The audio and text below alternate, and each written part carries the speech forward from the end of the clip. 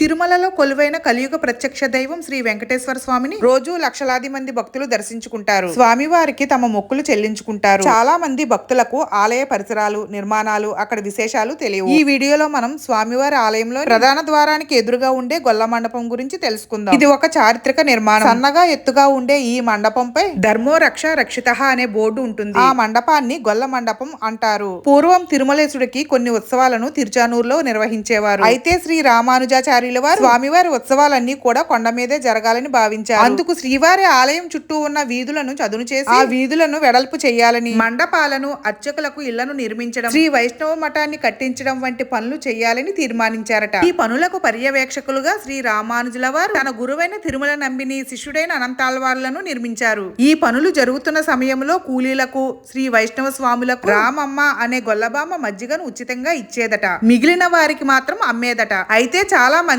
ఎందుకు వారికి ఉచితంగా మజ్జిగనిస్తావు అని అడిగితే, ఎండలో స్వామి సేవ చేసుకున్న వారికి చల్ల ఇస్తే నేను చల్లగా ఉంటాను, పుణ్యం వస్తుందట, స్వామిని చేరుకుంటానట అని చెప్పేదట. అప్పుడు పనిచేస్తున్న కూలీలు ఆ గోపవనితకు తిరుమల నంబిని అనంతాళ్వారులను చూపించి వీరిని అడిగితే మోక్షం ఇప్పిస్తారని కూలీలు చెప్పారు. ఆ అమాయక గోపవనిత వారి దగ్గరకు వెళ్లి, సాములు మీతో గోయింద సామి మాట్లాడతారట కదా, మీరు చెప్తే నాకు వైకుంఠం వస్తాదట, ఇప్పించేయండి సామి అని అడిగిందట. వెంటనే తిరుమల నంబి అనంతాళ్వార్లు గోపవనితకు రేపు చెప్తాం తల్లి అని చెప్పారు. ఆ రాత్రి చల్ల అమ్మే గొల్లశ్రీ కోరికను ఏడుకొండల స్వామికి వినిపించారు. ఆమెకు వైకుంఠం ఇప్పించే శక్తి మీకు లేదు, రామానుజులు మాత్రమే ఇప్పించగలరని శ్రీనివాసుడు పలికాడట. ఆ విషయం తెల్లవారిన తర్వాత శ్రీనివాసుడు తమకు చెప్పిన విషయాన్ని గోపవనితకు చెప్పారు. కొన్ని రోజుల తర్వాత తిరుమలకు శ్రీ రామానుజుల వారు వచ్చారు. గొల్లశ్రీ శ్రీ రామానుజుల వారికి సాష్టాంగ నమస్కారం చేసి, అనంతరం సాములు కొంచెం సల్ల తీసుకోండి అంటూ భయంగా అడిగింది. అయితే గోపవనితను కొందరు దగ్గరకు రావద్దని వారించబోతారు. రామానుజుల వారు, తల్లి ఇది శ్రీనివాసుని ప్రసాదం అంటూ స్వయంగా చల్లను తాగుతూ నీకు ఏం కావాలమ్మా అని అడిగారు. సాములు మీరు సీటీ రాసిస్తే నాకు వైకుంఠం వస్తాదట,